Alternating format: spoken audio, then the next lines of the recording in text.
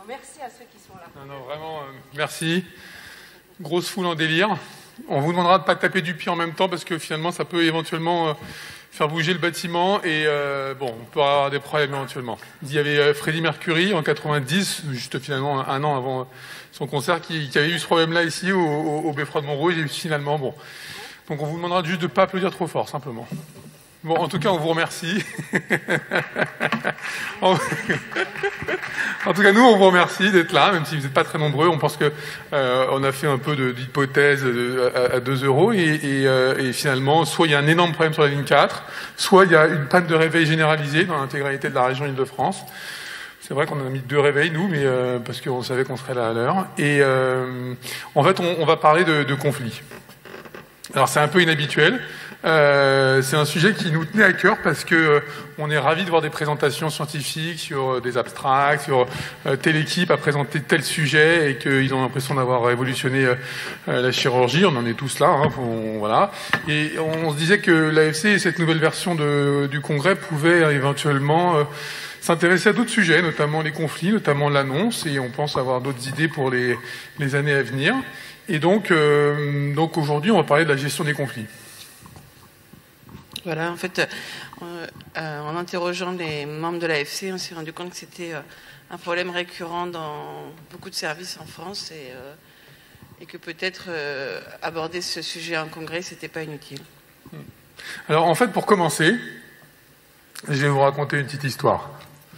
Je vais vous raconter une petite histoire parce que c'est finalement par cette histoire que on est arrivé à prendre contact avec ces 2 personnes qui nous ont aidés.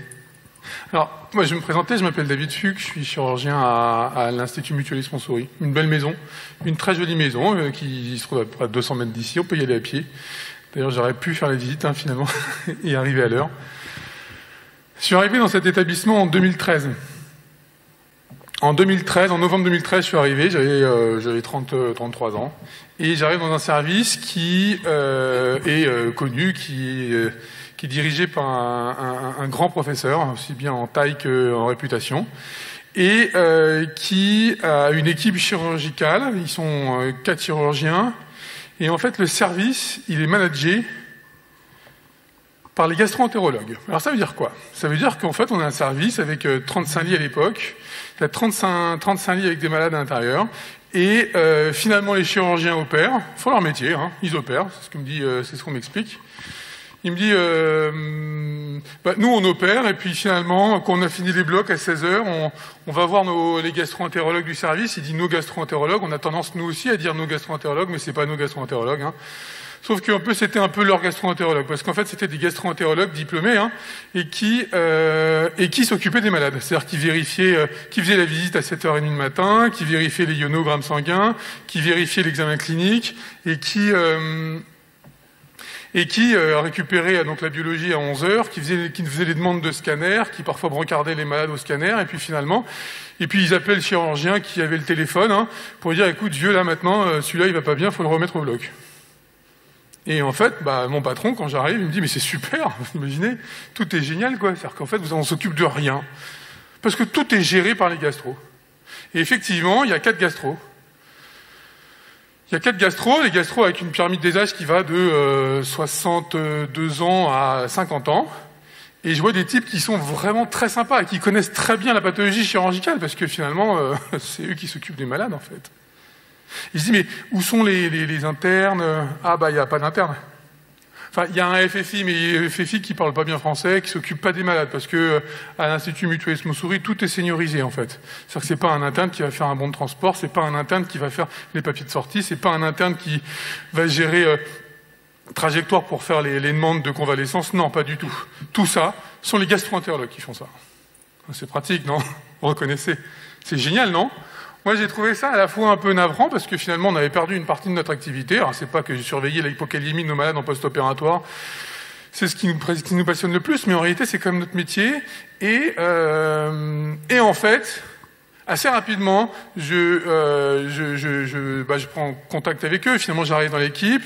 Et puis, je comprends bien qu'il y a un souci, en fait. Il y a un problème. Il y a un problème parce que, ils ont l'impression de ne pas faire leur métier. Et puis, je suis un peu d'accord avec eux, en vrai. Je suis un peu d'accord avec eux parce que c'est pas vraiment leur métier. Un métier gastro-entérologue, c'est pas de s'occuper des malades de chirurgie. Et puis finalement, le temps passe un peu, et puis ça commence un peu à aller moins bien en fait. Ça va moins bien parce que les gastro-entérologues commencent un peu à se liguer contre les chirurgiens. Bah, d'un côté, ils ont un peu raison. Sauf que ils veulent pas vraiment en fait entendre. En fait, d'un côté, on a les chirurgiens qui ont, je vous dis, la pyramide des âges des chirurgiens, ils ont 65, 62, 58 et 52 ans à l'époque. Et en fait, ces gens-là, ils sont très contents comme ça. Et les gastro-entérologues, en fait, ils veulent clairement s'émanciper. Ils veulent s'émanciper et en fait, ils disent qu'ils veulent dans leur service. En fait, ils veulent un service où ils s'occupent pas des malades de chirurgie. Ils veulent s'occuper des malades de gastro, ce qui est entendable. Et moi, je leur dis, mais allez-y, faites un service de gastro-entérologie. Et le problème, c'est que personne veut ça, en fait. Tous les chirurgiens de l'équipe veulent pas le service de gastro-entérologie. Ils disent, mais on s'en fout, nous, des gens qui fassent des coloscopies, ça nous intéresse pas. Et puis surtout, le problème surtout, c'est que les chirurgiens, à 60 ans, bah, ils savent pas prescrire un ionogramme sanguin sur le logiciel, c'est pas une blague, je plaisante pas, ils savent pas faire un bon de transport, ils ont jamais géré ça, ça fait 30 ans qu'ils sont dans cet établissement, ils ont pas géré de bon de transport. Et ça commence un peu à monter, il y a des réunions avec la direction, et puis finalement, ils commencent un peu à jouer un jeu qui est pas très cool. C'est-à-dire que ils nous appellent, ils nous disent, bah voilà, t'as une plaie de grêle, il faut que tu la reprennes. C'est-à-dire, ah bah là, il y a une plaie de grêle, il y a du liquide, on a fait le scanner, il y a la biologie, il y a 12 000 blancs, mais on est à J2, quoi. Bah oui, mais bon, la célioscopie, toi tu sais pas parce que tu fais pas de célioscopie. Bah bon, d'accord, c'est nouveau. Mais en fait, c'est des plaies de grêle. Et donc, bah, une fois, on joue le jeu, donc on lui fait une célio-explo, il n'y a pas de plaie de grêle, et puis 2 fois, on lui fait une célioscopie, puis il n'y a pas de plaie de grêle. Bon, et puis on commence à se rendre compte que finalement ça passe pas bien en fait, c'est-à-dire qu'ils commencent à nous dire n'importe quoi. En fait, ils veulent nous casser les pieds, ils ont un peu raison d'un côté, c'est juste que la manière de faire est pas la bonne en fait. Et ça commence à aller de moins en moins bien. Ça va de moins en moins bien, c'est-à-dire que ils commencent en RCP à nous dire ah bah non, ce malade faut pas l'opérer parce que vous comprenez, hein, si on lui fait l'œsophagectomie, il va encore avoir une fistule et puis il va encore rester 3 mois en réanimation. Non, et puis, ce malade qui a 82 ans, il a des métastases hépatiques, hein, il faut surtout pas l'opérer, il va mourir de toute façon. Vous voyez un peu le genre de réflexion ou pas? C'est-à-dire, finalement, ça commence à bloquer, en fait. C'est-à-dire qu'à chaque fois, ça commence à bloquer. Et en fait, ils sont dans l'opposition. C'est-à-dire qu'on leur dit, mais attendez, jusqu'à preuve du contraire, enfin, la chirurgie des métastases hépatiques, enfin, c'est le traitement de référence avec la chimiothérapie, les oncologues comprennent pas très bien. Et on commence à faire des RCP où on commence un petit peu plus tôt, mais on le dit pas trop au gastro, vous voyez ou pas? On commence à avoir des manœuvres, des mesures un peu de dérivation pour essayer de passer les dossiers un peu complexes. Avant, on appelle les oncos en disant, écoute, on va pas commencer à faire un gros débat sur est-ce qu'il faut enlever cette métastase hépatique unique. Bon, et finalement, ça va pas bien, en fait. Ça va pas du tout bien. Il y a les attentats. Et on commence à comparer les 2 chirurgiens, je suis pas dedans, mais les 2 chirurgiens, on commence à se faire appeler les frères Kouachi. Enfin, ça commence à déraper complètement, en fait. Alors que ça fait 25 ans que ces chirurgiens et ces gastro-entérologues bossent entre eux. Ils bossent ensemble depuis 25 ans. Et là, très clairement, je pense que mon arrivée, avec la perspective que je reprenne le service au bout de quelques temps, eh bien, ça stigmatise un peu les difficultés. Et même si je leur dis que je serais ravi qu'ils aient leur propre service et qu'ils arrêtent de s'occuper des malades de chirurgie parce que c'est pas leur métier, même si ça a été leur métier pendant 20 ans. Aujourd'hui, on va proposer autre chose. Moi, je propose qu'il y ait un médecin généraliste, un médecin généraliste, puis 2 médecins généralistes pour s'occuper des patients. Et alors là, branle-bas de combat, mais pas du tout. Attendez, vous croyez quand même pas que des médecins généralistes, un médecin généraliste, ça va remplacer 4 gastro-entérologues pour s'occuper des patients? Mais ils connaissent rien, les médecins généralistes.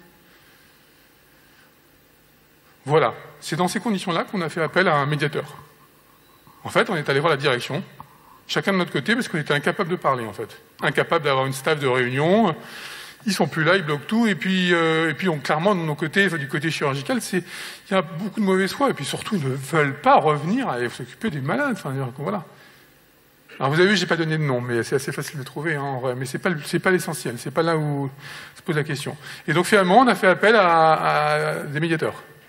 En fait, c'est la direction qui a appelé médiateur. Voilà, c'était juste la manière d'introduire le sujet. Voilà, c'est un truc c'est stupide, hein, c'est vraiment un truc tout bête. Mais bon, on est rassuré parce que ça n'arrive qu'aux autres. En fait, ça n'arrive jamais dans votre service, dans vos services respectifs, tout va bien, il n'y a jamais de difficultés avec les anesthésistes, Non, il ne faut pas embêter les anesthésistes parce qu'on a, on a un modèle du genre ici. Non, mais voilà, il n'y a jamais de problème, mais bon, en tout cas, manifestement, la salle ne montre qu'il n'y a pas énormément de problèmes. Mais en tout cas, il faut arriver à les gérer. Et finalement, aujourd'hui, ce qu'on voulait faire avec Valérie, Patrick et Olivier, c'était essayer de trouver des clés. Et en fait, on va vous proposer des clés pour savoir comment faire pour gérer ces conflits qui nous empoisonnent la vie au quotidien, en fait. Allez. Fonctionne. On va voir ça tout de suite. Bonjour, est-ce que vous m'entendez? A priori, oui. Bon, on est ravis d'être là. Sophie Henry se présentera après. Moi, je suis Éric Bassot, donc je suis un ancien IAD. Je suis un ancien chef d'entreprise, donc 2 endroits, le bloc opératoire et l'entreprise où il n'y a jamais de conflit. On en parlait avant de commencer, ça n'existe pas. Et puis je me suis intéressé à la médiation il y a 8 ans, justement parce que je voulais donner un nouveau souffle d'abord à ma façon d'apprendre les conflits et de faire autre chose. Et donc depuis 7 ans maintenant, je me suis formé au Centre de médiation et d'arbitrage de Paris. Je fais de la médiation, exclusivement de la médiation, et plutôt, parce qu'il y a un tropisme naturel dans les établissements de santé sous différents formats. Et je suis entre autres, et je vais en parler un petit peu plus loin, je fais partie de l'instance nationale de médiation en établissement de santé sanitaires et médico-sociaux publics. J'insiste et j'en reparlerai. Donc aujourd'hui, l'idée c'est de vous parler d'outils et Alors moi, j'essaye d'éviter de parler de gestion des conflits. Maintenant, j'essaye de parler de résolution des conflits parce que quand on parle de gestion des conflits, ça veut dire qu'on s'inscrit dans quelque chose qui peut ou va durer. C'est sémantique, mais j'aime bien le repréciser. De résolution des conflits et la médiation. Alors, il y a d'autres outils, on en reparlera, mais c'est un outil qui fonctionne et qui fait ses preuves et qui est de plus en plus développé aujourd'hui. Alors, la médiation, c'est quoi? D'abord, c'est important, et c'est un peu la présentation qui a été faite, qui va beaucoup m'aider pour illustrer ce que je vais vous dire et ce qu'on va vous dire, c'est que c'est un processus volontaire. Ça, c'est important, c'est-à-dire que on ne force jamais les gens à venir en médiation. Même si on essaye de les convaincre et de les retenir quand ils veulent bien venir, on ne force jamais les gens à venir. Et ça fait partie des bases de la médiation, c'est-à-dire venir de façon volontaire et, si possible, y rester de façon volontaire. C'est un processus qu'on peut mettre en place à tout moment dans la situation de crise.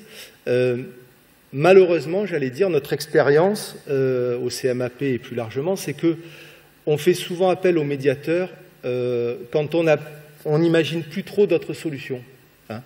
On se dit, bon, on a tout essayé, la contrainte, le brossage dans le sens du poil, les instances représentatives du personnel, qu'est-ce qui nous reste? Il y a peut-être le tour de magie ou le médiateur. Donc on garde le tour de magie pour la fin et puis on essaie le médiateur. Alors je le dis comme ça, mais c'est important de garder ça un peu à l'esprit parce que moi je suis un adepte de la médiation préventive.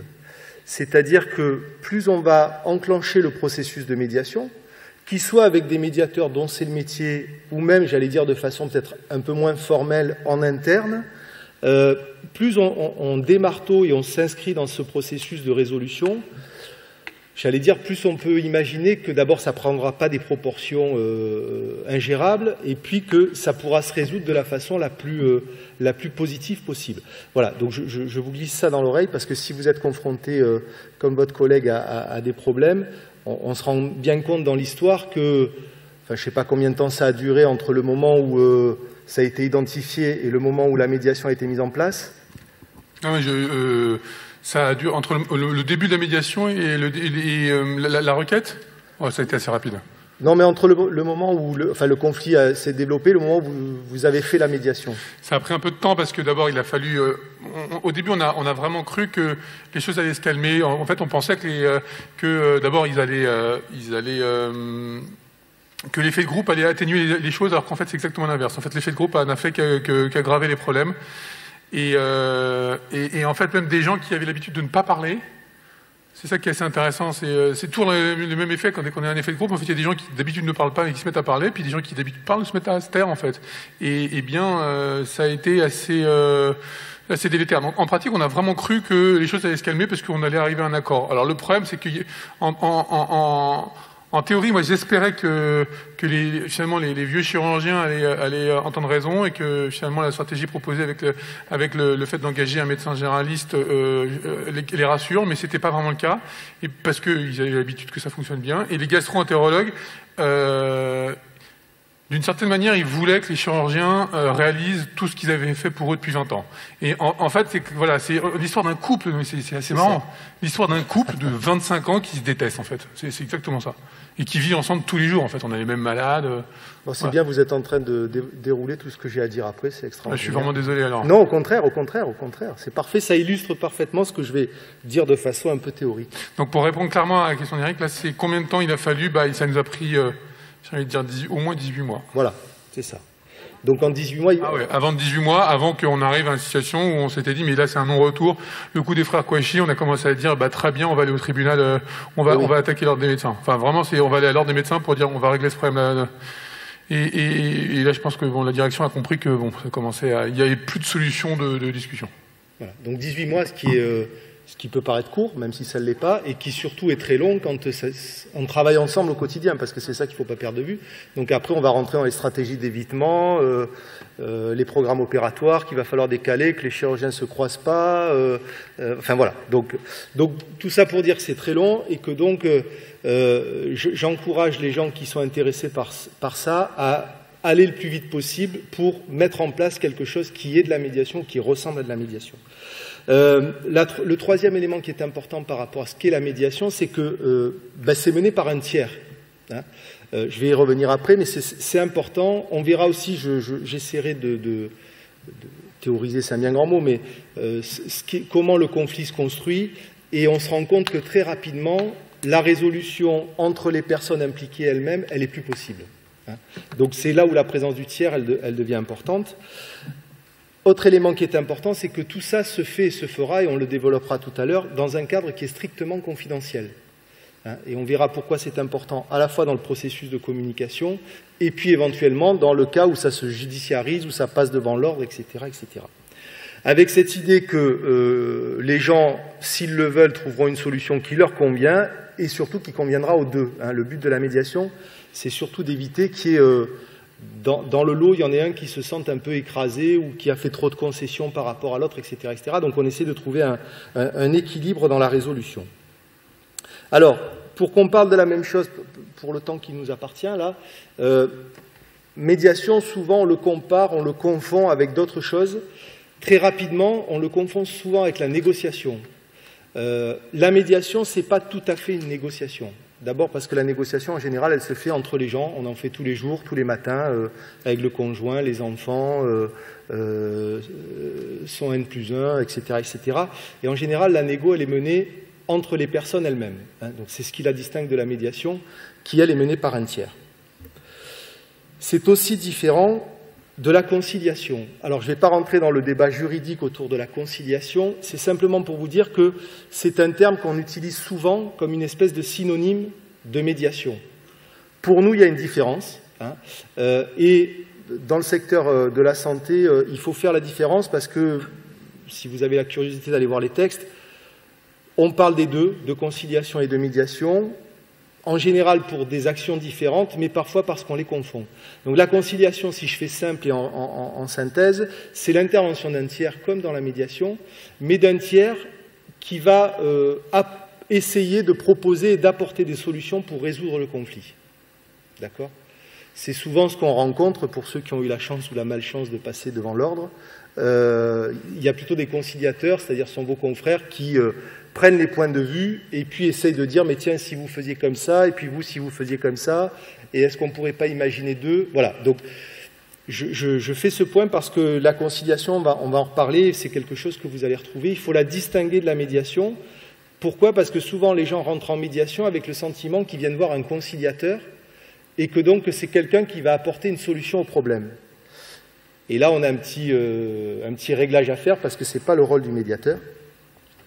Et puis, c'est aussi très différent de la décision de justice ou de l'arbitrage, où là encore, la grande différence avec la médiation, c'est que la résolution des conflits, finalement, elle n'appartient plus aux parties elles-mêmes.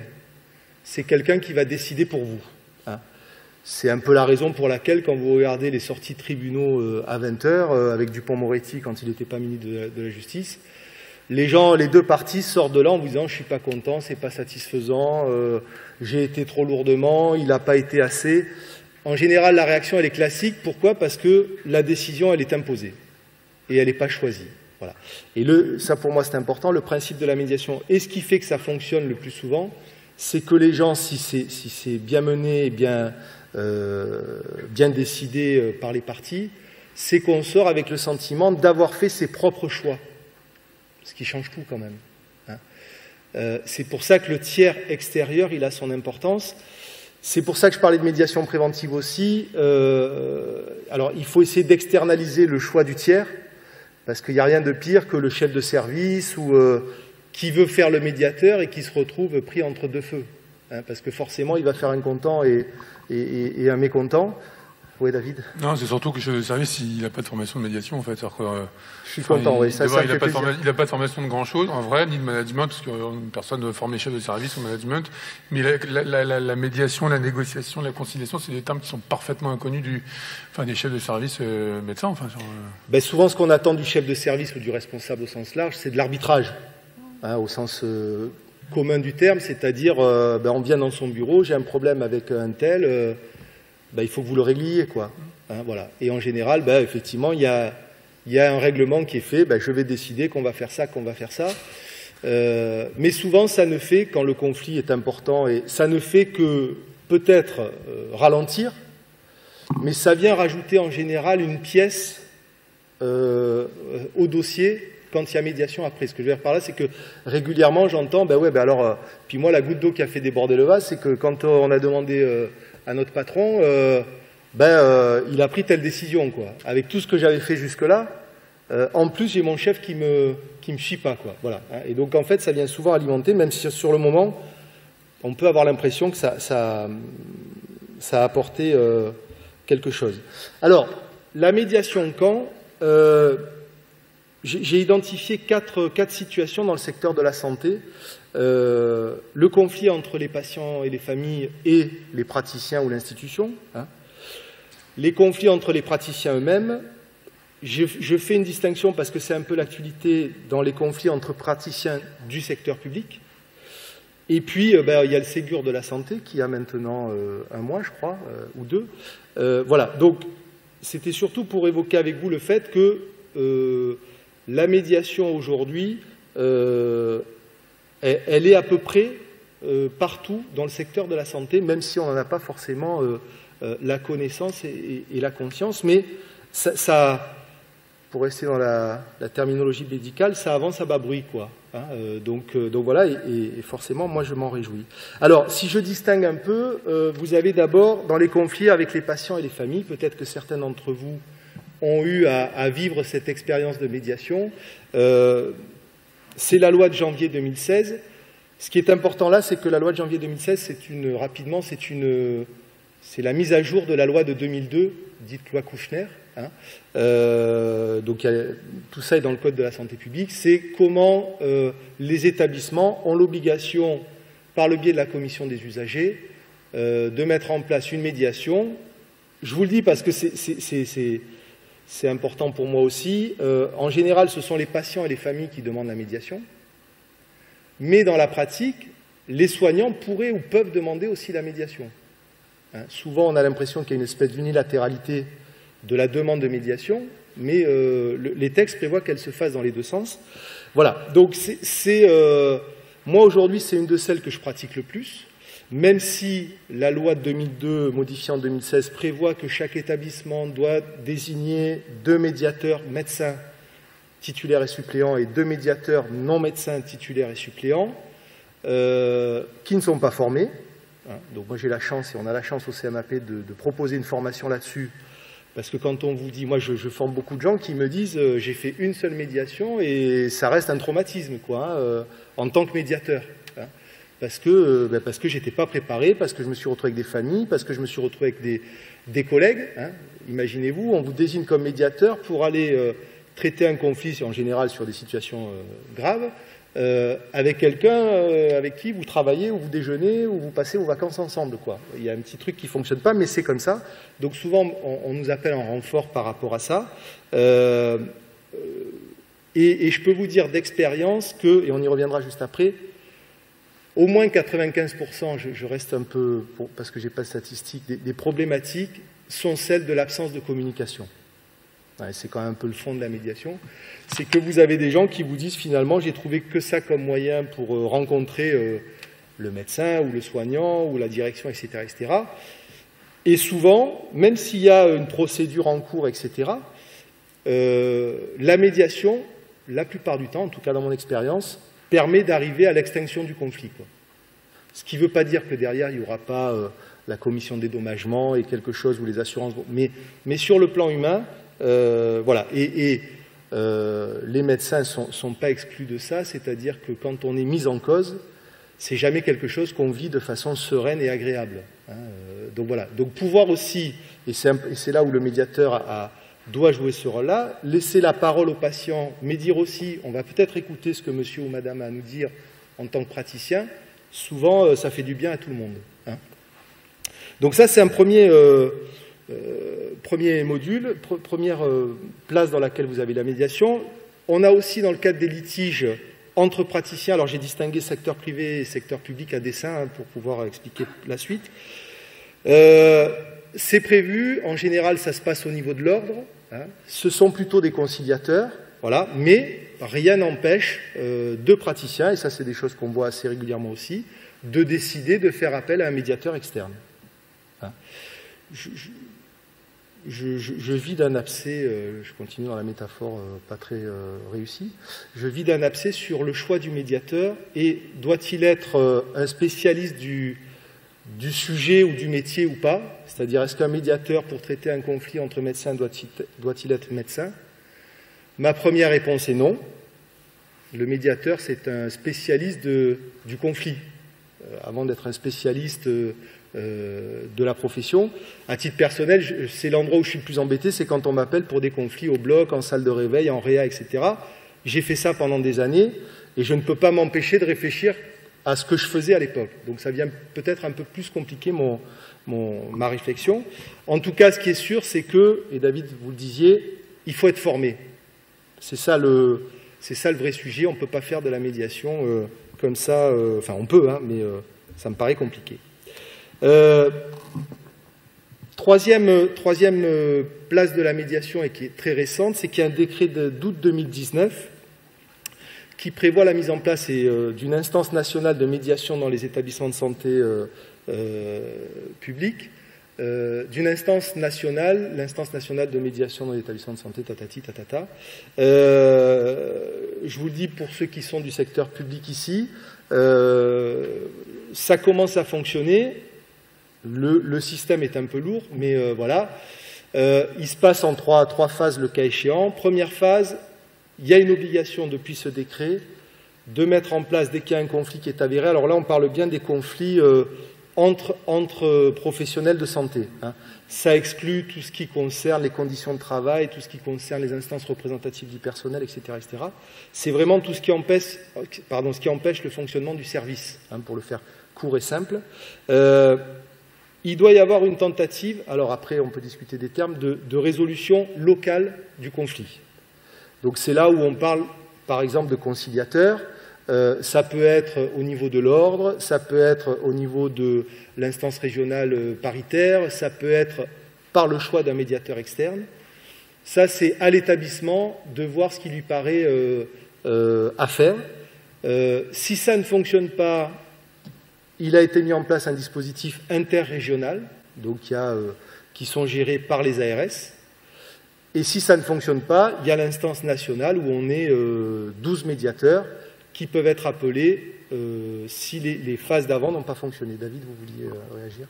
Non, c'est dans la suite. C'est-à-dire que là, le premier message que vous donnez, c'est que finalement, en fait, depuis 1 an, il y a un décret C'est à peu près ça. On peut fêter l'anniversaire du décret, parce que avant, manifestement, il n'y avait pas de conflit. En tout cas, il n'y avait rien qui disait qu'il fallait gérer ces conflits. Et donc, c'est une vraie prise de conscience récente. Et ce que vous m'avez montré, Eric, c'est que finalement, il y a des niveaux, il y a des grades, et que non seulement il y a une solution qu'on propose, mais en plus, il y a une solution nivelée avec différents types d'interlocuteurs. C'est quand même assez incroyable. Enfin, l'information, elle est double. C'est-à-dire que, jusqu'à preuve du contraire, il y a 1 an et demi, on n'était pas capable d'avoir cette instance. Et l'information, personne ne l'a, en fait. C'est hyper important. Oui, mais comme beaucoup d'informations qu'on n'a pas, hein, qui ne circulent pas, et même si celle-ci, je suis d'accord, elle peut avoir son importance, puisque avant le décret, quand même, il y avait un médiateur national, que peut-être certains d'entre vous connaissent, qui s'appelle Édouard Couty, qui gérait les dossiers, ancien directeur d'hôpital, chef de cabinet de Claude Evin, je crois, si je ne vous dis pas de bêtises, qui gérait ça... j'allais dire de façon artisanale, quoi, hein, voilà, mais qui traitait de gros conflits et qui a fait un travail important, et ne serait-ce pour que le décret sorte, puisque ça fait 3 ans que ce décret était dans les tuyaux. Voilà, donc ça commence à se mettre en place. Bon, ça commence à se mettre en place, c'est-à-dire que personne ne sait ce qu'il faut faire au niveau local. Quand vous dites au chef d'établissement, avant de saisir le régional ou le national, qu'est-ce que vous avez mis en place localement?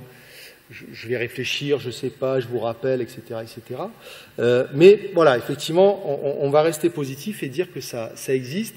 Et ce que je peux vous dire par ailleurs, c'est que le nombre de dossiers qui sont sur le bureau du médiateur national et qui sont à traiter est vertigineux. Vertigineux. Voilà, je crois que, et quand ça arrive sur son bureau, c'est qu'en général, toutes les voies avant ont été épuisées. Et je ne parle pas pour lui, évidemment, mais je crois qu'il y a plus d'une centaine de dossiers qui sont en cours sur des conflits voilà, qui sont majeurs. Et puis, la dernière pierre à l'édifice de la médiation, c'est le Ségur de la santé, puisque il est prévu dans le Ségur, dans le pilier 3, mesure 23, qu'il faut mettre en place des méthodologies, des outils de résolution des conflits. Et on parle effectivement, d'ailleurs, très clairement de médiation. Voilà. Donc ça, c'est tout ce qui, aujourd'hui, gravite autour du secteur de la santé. Comme vous le disiez, David, pas forcément avec une connaissance voilà, mais même si on revient à la médiation médicale, le premier qui date de 2002, donc ça va faire 20 ans, je peux vous assurer qu'aujourd'hui, moi, souvent, on m'appelle en me disant « mais j'ai même pas désigné les médiateurs, je ne savais même pas qu'il fallait que je le fasse, quoi. Donc si vous pouviez intervenir, parce qu'on n'a pas la structure. Hein, voilà, donc entre ce qui a presque 20 ans et ce qui a 2 mois, il y a encore pas mal de choses à faire. Voilà, ça c'était pour brosser un peu le... Je ne sais pas, David, est-ce qu'on prend les questions au fur et à mesure? Est-ce qu'on les prend... Enfin, parce que je crois que ça arrive par la tablette ou... Ouais, ça arrive raisonnablement là pour l'instant. Bon, alors on continue. Alors, la médiation, pourquoi? La description de David était quand même intéressante. C'est parce qu'au départ... les gens qui arrivent en médiation, c'est des gens qui avaient un projet commun. Hein, c'est-à-dire, je rejoins ce service, je rejoins cette unité, je rejoins ce collègue, etc., etc. Et puis, pour des raisons diverses et variées, à un moment, ce qu'on avait investi dans cette relation ou dans ce projet, il y a une déception, il y a quelque chose qui ne fonctionne pas. Là, qu'est-ce qui se passe? Et ça a été encore une fois bien décrit, les gens se retrouvent dans une impasse relationnelle. C'est-à-dire que finalement, bon, je vais attendre encore un peu, je vais en parler au collègue pour qu'il me donne son avis, lui qui le connaît bien, etc., etc. Et puis petit à petit, les gens ils communiquent plus, ils s'écoutent plus, ils s'entendent plus. Et puis surtout, ce qu'on constate quand les gens arrivent en médiation, et souvent c'est difficile de les faire venir en médiation parce que, en fait, on se sent en danger quand il y a un conflit. C'est-à-dire que la situation conflictuelle fait que la présence de l'autre est vécue comme un danger. Et alors, là, en ce moment, moi, c'est quelque chose, ça fait 2 fois que ça m'arrive coup sur coup, où les gens me disent « moi, je ne peux pas être dans la même pièce que lui. J'en ai peur, ou je ne veux pas, ou... voilà. Donc, est-ce qu'on ne peut pas faire la médiation en visio ?» Donc, le Covid a amené ça, hein. Tout le monde a découvert Zoom, et tout le monde veut faire des médiations en visio en se disant « ça me permettra de parler, mais en même temps, je ne serai pas dans la même pièce. » Pour tous ceux qui ont vécu un conflit, quel que soit le lieu, l'endroit et son intensité, Je pense que ce sentiment de « je ne suis pas bien avec la présence de l'autre », on l'a tous vécu. Hein. Donc voilà, il y a cette notion de ne pas se sentir bien en présence de l'autre, donc on ne communique plus, et le résultat de ça, c'est que le conflit semble insurmontable. C'est-à-dire que pour les gens, quand vous les contactez pour la médiation, alors vous avez un tas de réactions, mais si on fait l'espèce de top 2 ou top 3, c'est je ne vois pas ce qu'on va venir faire en médiation, de toute façon, il est bouché, il est obtus, moi je veux bien venir, monsieur le médiateur, mais vous n'arriverez jamais à le convaincre. Et en général, vous avez le parallélisme des formes, et l'autre vous dit exactement la même chose. Donc c'est là où on sort les rames et on essaie d'attaquer la falaise. Mais voilà, il y a cette idée que souvent, parfois ce ne sera pas surmontable, mais souvent il paraît insurmontable. Quand je dis parfois il ne paraît pas surmontable, juste pour préciser ça, la médiation n'a pas pour objectif principal de faire en sorte que les gens partent en vacances ensemble, après la médiation. Hein. J'ai aucune action chez Fram ou que sais-je, donc mon objectif n'est pas que les gens partent en vacances. Parfois mon objectif, l'objectif des médiateurs, c'est simplement que les gens puissent mettre un terme à la relation de la façon la plus apaisée possible. C'est-à-dire qu'il m'arrive des fois d'avoir des gens qui me disent écoutez, j'ai bien réfléchi, vu ce qui s'est passé, je vais quitter l'établissement ou je vais demander ma mutation. Finalement, ce que je comprends là, c'est que je serai mis ailleurs, etc. etc. Ce n'est pas un échec. Ce n'est pas parce qu'on était rentré au départ avec l'idée qu'on va remettre les gens en fonctionnement. S'il n'y arrive pas, mais qu'il se passe autre chose, enfin en tout cas pour moi, Sophie, peut-être que tu compléteras, c'est une réussite aussi. Hein. Donc la façon de résoudre le conflit le mieux possible, c'est aussi une réussite. Alors, le conflit, c'est quoi si on passe quelques minutes là-dessus? En général, ça se caractérise par trois choses. D'abord, des points de vue différents. Hein. Les gens qui sont en conflit, en général, ils vous expliquent ou ils vous présentent une situation qui est souvent très différente de celle que l'autre va vous présenter. Hein. Et c'est souvent ce qui fait un des gros nœuds du conflit, c'est que chacun vous explique. Moi, il m'arrive d'avoir les gens, quand on les reçoit individuellement, vous dites, est-ce que je n'ai pas interverti les dossiers? Parce que j'ai l'impression qu'on ne parle pas du même sujet. Hein. Et c'est des choses très classiques, par exemple, entre le patient et le praticien. Moi, une des premières questions que je leur pose, c'est, de votre point de vue, à quel moment vous pensez que la situation a commencé à se dégrader? Hein. Alors, vous posez la question au médecin et qui vous dit, je ne sais pas, ben oui, moi je vois à peu près, je devais passer à la visite de sortie, et puis j'ai eu un problème au bloc, j'ai appelé le service, j'ai dit que tout allait bien, et voilà, je pense que pour monsieur, madame, il aurait aimé que je sois là, et puis vous avez le patient en face qui vous dit, non, mais moi dès le bureau des entrées, ça a commencé à mal fonctionner. On m'a appelé monsieur alors que je suis madame, on m'a donné les mauvaises étiquettes, on m'a fait poireauter une demi-heure en bas en me disant qu'il n'y avait pas de chose. Ouais, vous voyez, donc là, on a des points de vue qui sont différents. Et un des objectifs de la médiation, c'est de rapprocher les points de vue et de montrer à l'autre que ce qu'il a vécu n'est pas forcément ce que l'autre a vécu. Et ça, c'est le travail du médiateur et de la formation du médiateur. Le deuxième élément qui génère le conflit en général, c'est une communication de mauvaise qualité.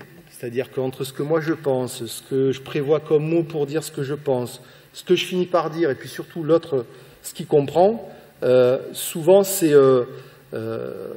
compliqué. Je vous prends un petit exemple parce que l'histoire de David m'a rappelé cette médiation, où je me retrouve dans un conflit alors on ne dit plus en salle de réveil, en salle de soins post-interventionnels, avec une équipe d'IDE de SSPI.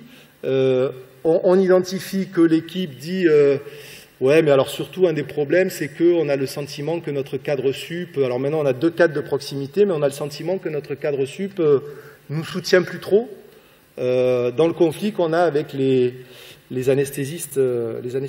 Bon, donc on convient de faire venir la cadre sup à la médiation, qui me dit au téléphone, je sais pas trop ce que je fais là, mais si ça peut aider. Bon, je comprends pas trop la remarque sur le moment, mais la personne accepte de venir. Elle vient, donc l'équipe lui explique que ça ne s'arrange pas, au contraire, etc., et qu'ils aimeraient un peu de soutien de sa part, et que depuis plusieurs semaines, voire plusieurs mois, elle ne répond plus à leurs sollicitations, etc. Et là, vous avez la cadre sup qui leur dit, mais c'est une plaisanterie. Ça fait 4 mois que je ne suis plus la cadre sup. Je ne suis plus votre supérieur. Donc, j'interviens plus. Voilà. je ne cherche pas à savoir qui a tort, qui a raison, comment ça s'est fabriqué, mais manifestement, il y a un problème de communication, quoi, hein, qui fait que ça a quand même un peu réduit le conflit de savoir que ce n'était pas un désintérêt du cadre. Et puis, juste une petite question, une question qui est dans la salle qui est assez intéressante, et ils sont toutes très intéressantes, on soit bien clair, mais c'est finalement, est-ce qu'il n'y a pas, les gens n'ont pas peur finalement des représailles? C'est-à-dire les gens qui vont dire, moi je veux une médiation parce que finalement il y a un souci, est-ce qu'il n'y a pas un phénomène de peur de dire que finalement la vie est un peu plus pénible encore après cette médiation parce qu'ils vont être stigmatisés comme étant à l'origine de la demande? Alors, le risque existe toujours. Un des éléments pour s'en prémunir autant que faire se peut, c'est la confidentialité des échanges. Hein, c'est-à-dire qu'en médiation, en général, on fait signer une convention, on voit un accord de confidentialité, etc. Après, on n'a aucune garantie que une fois que la porte est passée, les choses ne vont pas fuiter, mais souvent, ce qui garantit et ce qui évite ce genre d'écueil, c'est la confidentialité. Voilà. Et puis, effectivement, des fois, la médiation échoue, et donc là, il faudra essayer autre chose, évidemment. Hein. Voilà. Sachant que confidentialité, ça veut dire aussi que si ça se judiciarise, par exemple, ce qui est dit en médiation ne peut pas être réutilisé par ailleurs. Donc, c'est quand même un élément important. Hein. D'où l'intérêt aussi d'avoir, je pense, faire appel à un centre de médiation ou à des médiateurs dont c'est la fonction et le métier, parce que ça encadre le dispositif aussi. Quand vous faites de la médiation sauvage, ou même si elle est de bonne volonté et de qualité, pour le coup, souvent il manque ce cadre. Et moi, je le vois dans les gens que je forme, quand je leur dis il faut formaliser un minimum pour qu'il n'y ait pas de difficulté, ça surprend toujours. Mais je crois que c'est très important pour soi en tant que médiateur, et puis ça rassure les parties aussi, de se dire c'est formel, c'est formalisé. Hein. J'en ai fait une la semaine dernière où les familles me disaient on en avait fait une avec un médiateur qui venait d'une instance publique, et c'était pas du tout rassurant parce que on est venu, on s'est assis, il y a des papiers qui ont circulé, etc., etc. Et du coup, on ne s'est pas autorisé à parler. Hein, voilà.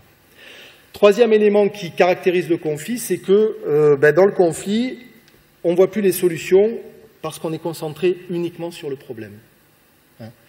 Et ça, c'est notre petit chat, même s'il n'est pas très beau, je trouve qu'il reflète assez bien ça. On voit bien les portes de sortie, à gauche, à droite, derrière, en haut, etc. Mais en général, quand on est en conflit, on ne voit que la grille qui nous empêche d'avancer. Hein. Et ça, je vous assure que c'est quand même quasiment un invariant des médiations où les gens vous disent de toute façon, il n'y a pas de solution. Il n'y en a pas. Donc pourquoi on viendra en médiation? Et souvent, je vous assure, des solutions, il y en a beaucoup plus que ce que les gens imaginent, mais souvent parce qu'ils ne s'autorisent pas au départ et qu'ils sont concentrés sur le problème. Et ça, c'est quelque chose qu'on a tous vécu aussi. Alors, cette diapo, elle est intéressante par rapport aux propos de David, je crois, c'est-à-dire c'est la façon dont, de façon assez récurrente et régulière, le conflit s'installe. On appelle ça le mécanisme de l'escalade, parce qu'on le présente sous forme d'escalier. Alors en général, il y a un problème au départ, hein, avec une incompréhension de part et d'autre, et puis on essaie d'en discuter, et puis on lève pas l'incompréhension, et donc en général, la première étape de l'escalade conflictuelle, c'est le durcissement des positions. Hein. Le durcissement des positions, c'est finalement, on se met à répéter les mêmes arguments en boucle, on y passe beaucoup de temps, et puis on est de plus en plus hermétique aux arguments de l'autre, surtout. Hein. Je vous laisse réfléchir 3 secondes à des choses que vous avez vécues, soit que vous répétiez la même chose, soit que vous aviez l'impression que l'autre vous répétait toujours la même chose.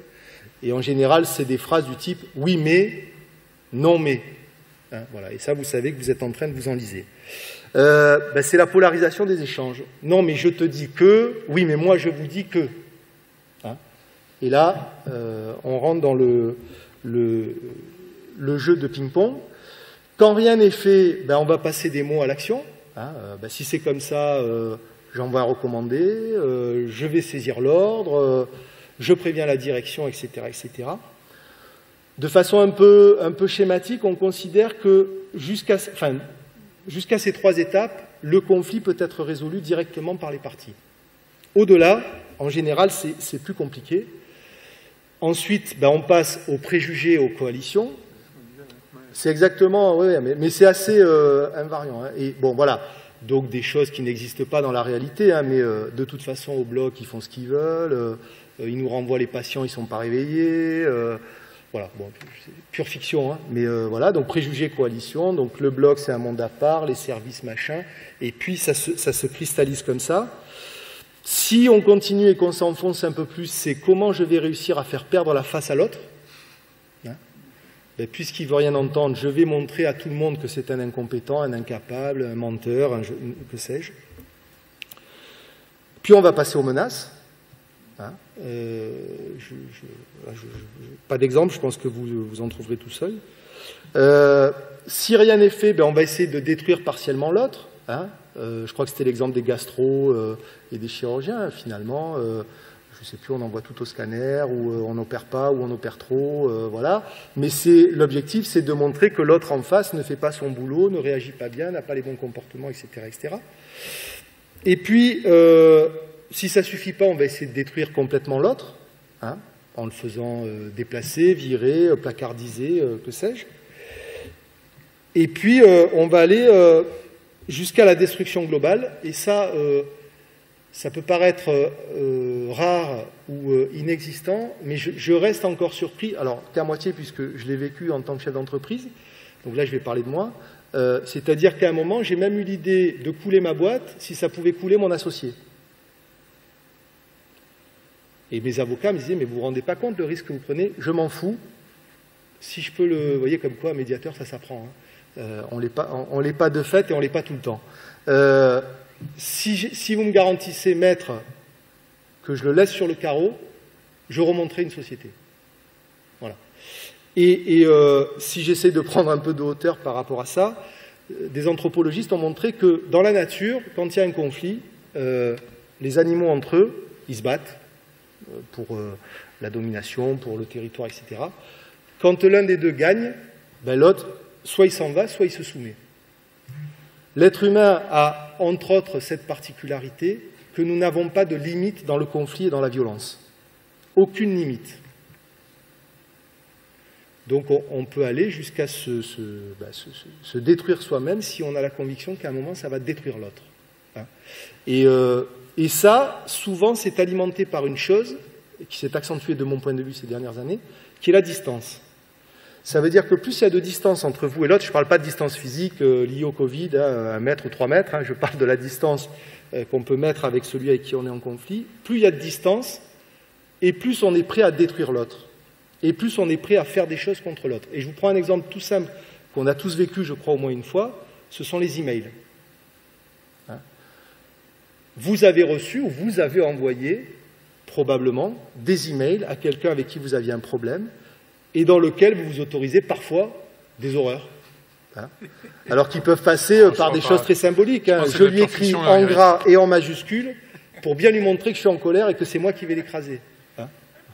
Ah, c'est de la pure fiction, j'ai jamais vu ça. Hein. Mais non, mais c'est une réalité, c'est notre quotidien. C'est notre quotidien de dire je vais l'écrire le mail ou surtout pas l'envoyer. Enfin, vraiment, c'est. Oui, alors il y a toujours la stratégie. Bon, je vais le garder, je vais le relire. Et puis en général, on se lève et ben ça part. Ouais, allez, ça part quand même. Allez, ça part quand même.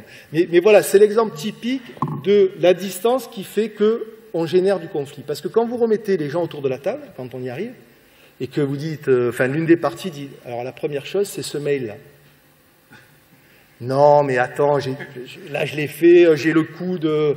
J'ai cru que je disais bonjour à quelqu'un avec le Covid, et puis j'ai appuyé sur la touche envoi. Voilà, donc en général, on arrive à réduire. Et c'est tout l'intérêt de la médiation et tout le paradoxe de la médiation, c'est-à-dire que les gens vous disent, moi je ne veux pas venir en médiation parce que être proche de lui ou d'elle, ça va mal se terminer. Hein, et en même temps, nous médiateurs, on sait que tant qu'on ne les aura pas remis ensemble, ils ne pourront pas se rapprocher. Donc voilà, ça peut paraître contre-intuitif de dire je vais mettre des gens en conflit dans la même pièce. Moi j'ai le souvenir d'une médiation où les deux personnes, le premier avait essayé d'étrangler l'autre avec sa cravate. Et bon, j'en ris maintenant, mais et quand je leur dis on va se retrouver, forcément, bon d'abord personne n'avait de cravate le jour de l'entretien, et puis personne n'avait envie d'être là, quoi, hein, évidemment. Eric, une question dans la salle qui est intéressante, c'est finalement là tu nous as décrit une situation qui est horrible, enfin, on en arrive à essayer d'étrangler son collègue avec une cravate, mais est-ce que, par exemple, dans les situations un peu plus soft, dans les situations un peu larvées, c'est le terme qui est employé, qui est assez bien fait. C'est-à-dire que lorsqu'il n'y a pas vraiment de conflit, mais que finalement, ou alors s'il y a un conflit, mais... Oui, il est rampant. Ouais, il est rampant. En fait, il pourrit le fonctionnement de l'équipe, il pourrit l'ambiance, il pourrit beaucoup de choses, mais que finalement, c'est pas deux types qui veulent se casser la gueule, en fait. Est-ce que finalement la médiation a un rôle là-dedans? Est-ce que c'est plus compliqué de justifier l'intervention d'un tiers, alors que finalement les gens disent en vrai, ça a toujours été comme ça, en vrai. C'est un peu le thérapeute de couple versus l'avocat, en fait. Oui, mais souvent, les conflits peuvent être un peu diffus. Hein. Alors là, on est peut-être dans le cadre de la médiation prescrite, c'est-à-dire qu'il y a quelqu'un qui observe la situation et qui dit, tiens, il y aurait peut-être un intérêt à faire de la médiation. Après, un des premiers travaux du médiateur, ça va être de convaincre les gens de venir. Parce que parfois, effectivement, les gens disent, mais pourquoi c'est moi qui dois venir en médiation? Moi, j'ai pas de problème. Ouais. Voilà. Et après, l'idée par rapport à ce genre de situation où finalement c'est une prise de conscience, là je l'ai eu encore la semaine dernière entre une directrice d'EHPAD et des familles, où ça a été une espèce de choc pour les familles de voir que la directrice était à la limite du burn-out. C'est-à-dire qu'au téléphone, les familles vous disaient c'est pas une petite histoire, quoi. Voilà. Hein. Et là, d'ailleurs, au bout de 30 minutes, on a fait une petite interruption parce que la directrice c'était au-dessus de ses forces. Et là, les familles m'ont dit, mais en fait, on n'avait pas du tout imaginé que nos courriers, nos présences, etc., ça pouvait avoir un tel impact, quoi. Voilà. Et à la limite, voilà, ces gens-là, au départ, c'est pas qu'ils voulaient pas venir à la médiation parce qu'il y avait trop de conflits, c'est parce qu'ils trouvaient qu'il n'y avait pas de conflit. Ouais. Hein, voilà. Quand on t'écoute, on a un peu l'impression qu'il faudra qu'il y ait un médiateur dans tous les hôpitaux, en fait, parce que finalement, c'est du travail à temps plein, mais chaque service a ses petites difficultés, chaque service ou chaque hôpital non, mais dans chaque hôpital, on aura besoin d'avoir des gens comme ça, qui soient là plus fréquemment, qui soient là un peu au quotidien, parce que, en fait, si on prend les gros conflits qui sont, tout le monde connaît, on sait que les cardiologues, les chirurgiens cardiaques se détestent dans l'hôpital, et tous ces trucs un peu larvés, honnêtement, vous avez du travail, hein, vous avez du travail, hein. Maintenant, ce qui est assez intéressant, c'est effectivement qu'on arrive à identifier les situations dans lesquelles on a besoin de vous. Ça, c'est ce que tu viens de présenter. Et puis, finalement, comment faire au quotidien. Est-ce qu'il y a probablement des choses qu'il ne faut pas faire, les bêtises qu'il ne faut pas faire? L'envoi du mail avec des majuscules écrits en rouge, des points d'exclamation et des têtes de mort. Très clairement, c'est un truc qu'il ne faut pas faire. C'est-à-dire que même si vous avez envie de l'écrire à un moment, écrivez-le, mais pas sur un mail, s'il vous plaît, et puis l'envoyez pas, parce que ça n'a pas de sens. Oui, mais quand on fait ça, en général, on sait pourquoi. Enfin, on sait qu'on va le faire. C'est-à-dire ça, c'est presque l'excès qu'on a l'impression de maîtriser. Hein. Le sujet, c'est comment on peut repérer, et souvent, ce ne sont pas les personnes qui sont dans le conflit qui le repèrent, donc c'est l'entourage. Hein. Comment on peut repérer que là, c'est ce que je vous disais, quand vous avez des gens... Tous les lundis, c'est le même chirurgien ortho qui passe après le digestif et que tous les lundis, le digestif fait déborder son programme alors que il avait une appendo sous célio et que finalement il y passe 4 heures comme si c'était une laparo ou que sais-je. Voilà, c'est des petites choses comme ça qui vont vous faire dire, manifestement, c'est fait dans un but précis, qui n'est pas celui de réussir la célio. Voilà. Alors, pour répondre à la question de David sur quand est-ce qu'on aurait besoin d'un médiateur et à quel moment. Quand il y a un conflit larvé, soit c'est une des deux personnes qui vit tellement mal le conflit, qui aimerait que ça s'arrête, qui peut demander l'intervention d'un médiateur, même si l'autre partie a l'impression qu'il n'y a pas de conflit, ça peut arriver, on entend souvent ça. Et puis, ça peut être aussi, comme disait Eric, un tiers extérieur, un cadre de l'établissement qui se rend compte qu'il y a une problématique et qui va solliciter un médiateur. Donc, on reviendra après sur l'existence.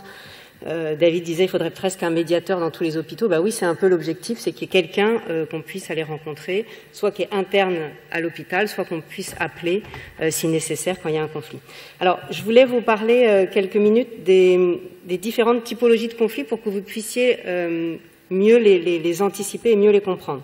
Alors, le conflit, comme l'a dit Eric, c'est un problème de communication, mais il est dû à quoi? Quelquefois, il est dû à un conflit relationnel, c'est-à-dire deux personnes qui ont des personnalités totalement différentes. Il va y avoir une personne très enjouée, très ouverte, très sociable, qui a besoin de contact avec l'autre, et puis qui a en face un collègue plutôt fermé, d'une personnalité réservée, pour qui parler 5 minutes avant une opération, c'est embêtant, pour rester, ça l'intéresse pas, c'est pas son caractère, il voit pas l'intérêt. Et donc le conflit peut naître de ça, juste de l'antagonisme entre deux personnalités qui sont pas les mêmes et qui ne se comprennent pas, parce qu'elles n'ont pas les mêmes modes de communication. Vous avez le conflit informationnel, c'est par exemple, il y a un planning au bloc opératoire, il a été changé, une personne est informée et pas l'autre. Comme disait tout à l'heure Eric, comment on peut savoir que son cadre n'est plus notre cadre de référence, c'est quand même incroyable. Et bien, ça peut arriver aussi qu'une personne ne soit pas informée du planning et l'autre croit qu'elle est informée du planning. Ça crée des couacs permanents et au bout d'un moment, ils se rendent compte qu'il y avait un problème d'information. Donc ça peut naître de ça aussi. Donc c'est pour avoir un peu une vision de d'où naît le conflit. Un conflit structurel, c'est lié à une inégalité de la ressource. Par exemple, moi j'ai eu cette expérience-là d'un médecin qui souhaitait, pour opérer un certain type de matériel, qui était plutôt onéreux, et la direction de l'hôpital lui a dit non, maintenant on les achète par groupe de 500 auprès de tel fournisseur. Le chirurgien disant c'est de la très mauvaise qualité et ça ne va pas aller pour mes opérations, et la direction imposant ce matériel. Résultat, le matériel n'a pas fonctionné, il y a eu un problème dans une opération pour un patient. Voilà. Et donc ça, c'est un conflit structurel, c'est lié à l'inégalité des ressources, de manque de moyens financiers souvent. Ça peut être aussi un conflit de valeurs. Alors un conflit de valeurs, c'est plus lié à un problème culturel, un problème générationnel. On n'a pas la même perception des choses parce qu'on n'a pas la même vision de la réalité liée à notre culture ni à notre âge. Ça peut être lié à la religion. Je sais, il y a beaucoup de problèmes aujourd'hui dans les hôpitaux liés à la religion, le port du voile et toutes ces questions-là, ou d'autres.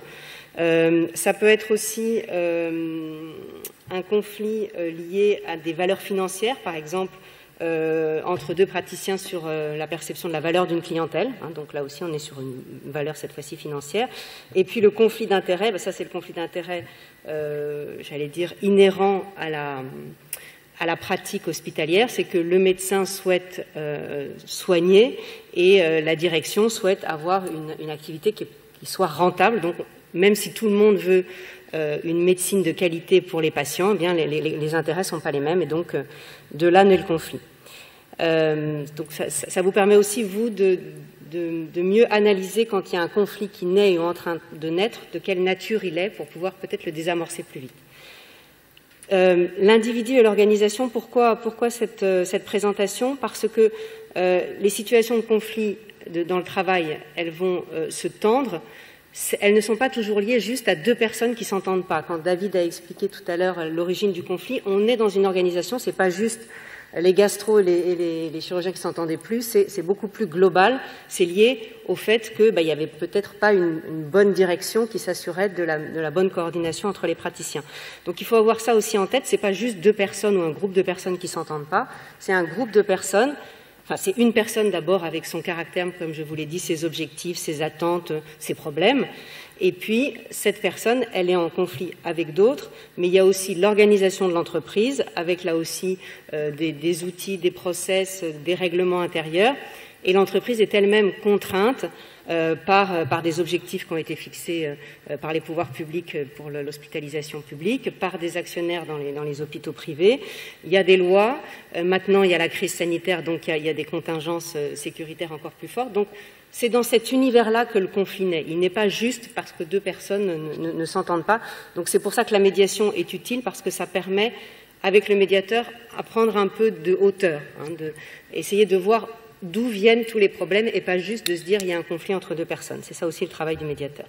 Alors là, je vous ai présenté le décryptage d'une organisation aussi sur comment on organise le travail dans un mode normal, où tout devrait bien se passer, parce qu'on a tout prévu dans l'idéal, ça devrait se passer comme ça. Et puis, même dans l'idéal, on voit que même avec toutes les règles qui sont préparées, il y a quelquefois des tensions, mais c'est surtout dans un mode dégradé que les tensions vont naître. dans le cadre des procédures d'urgence ou dans les cas de gestion de crise où on n'a pas assez anticipé les problématiques. Et il y a beaucoup de situations imprévisibles qui naissent et il n'y a pas les éléments, il n'y a pas les process qui sont là pour les régler. Et là aussi, la médiation pourra être utile.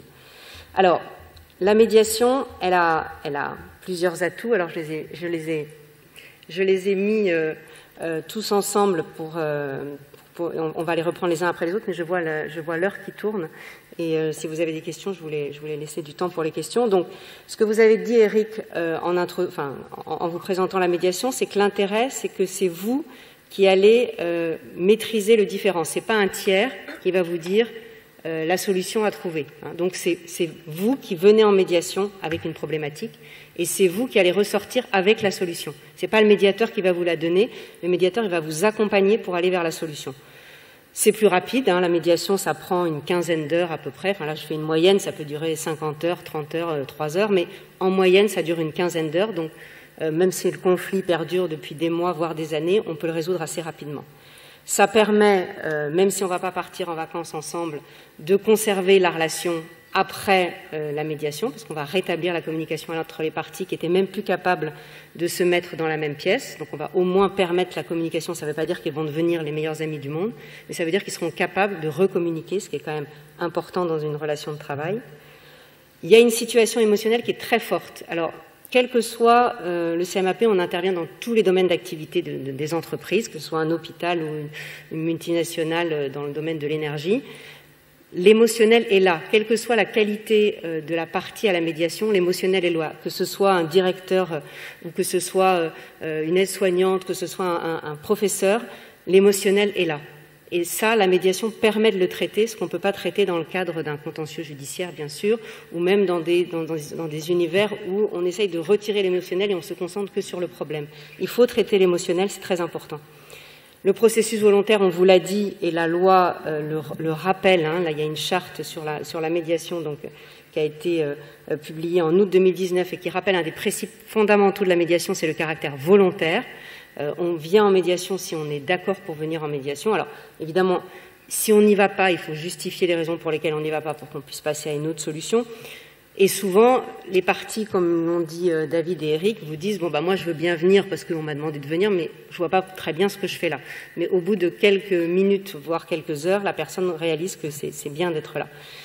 Processus non contradictoire, c'est très important, c'est un des atouts majeurs de la médiation, c'est que le médiateur fait des réunions avec toutes les parties, mais il a aussi la possibilité de faire des réunions séparées, c'est-à-dire qu'il va pouvoir voir les parties les unes après les autres de manière individuelle. Et ça va permettre aux parties d'expliquer leur blocage sans que tout le monde l'entende. Et ça permet aux médiateurs de comprendre les blocages. Et cet outil de ce qu'on appelle les apartés, des réunions séparées, c'est extrêmement précieux pour faire évoluer le processus parce que ça va permettre aux parties d'expliquer vraiment ce qu'elles ressentent sans être confrontées au regard de l'autre. Et ces entretiens sont confidentiels. Le médiateur ne répétera pas ce qui se passe dans le cadre d'une réunion plénière, sauf si la partie dit ça, je souhaite qu'on en parle tous ensemble pour faire avancer le dossier. C'est exactement ce qui s'est passé, exactement ça. C'est-à-dire qu'effectivement, une première réunion où les gens étaient un peu comme ça, et puis il a clairement dit je vais voir tout le monde. Il a vu l'ensemble des intervenants, des équipes, les cadres, du bloc, même s'il n'y avait pas directement de lien au bloc, mais il a fait vraiment le tour de tout le monde, individuellement, et ça a pris du temps. C'est-à-dire qu'il a vraiment passé du temps sur ça. Et puis finalement, effectivement, après, je ne vais pas dévoiler un peu, je vous raconterai la fin, il n'y a pas de surprise, mais c'était un moment assez singulier dans le sens où on avait la possibilité d'exprimer ce qu'on avait. Probablement, il y avait des émotions. Et ce qui est amusant, c'est qu'effectivement, c'est des histoires différentes. Ce que disait Eric tout à l'heure, c'est le bébé qui est en l'air. Mais je comprends pas, c'est pas du tout ça. C'est pas comme ça que moi je l'ai vécu. Et c'est vraiment, cette partie individuelle est hyper intéressante. Ouais.